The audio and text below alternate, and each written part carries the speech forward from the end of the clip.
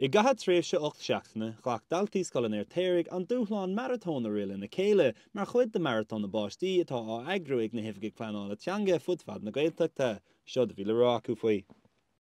Spráil a bheith amach go sodar siar an bóthir agus bíon cadé cracán agus braham go díal tréis.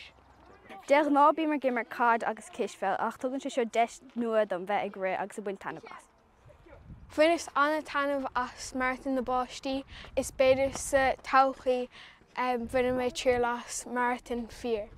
Sprálam chuí bheith ag ré mar bíon sosa gnó rang mata agus bíon le mo chuirde agus bíon mufa in air.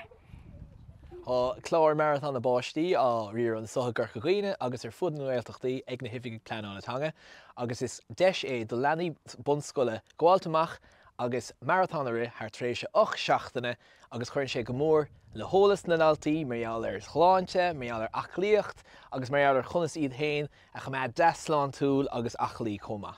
Tá oscionn 4 sa 5 dalta ag rith gach éon seachtain agus tá níos bhó timpeall na tíre chomá mar sin has go ghfuil daoine i Muo, i Géirí Heas agus i Gunamara agus ar fud na Gaeltachtaí i gClachapórta.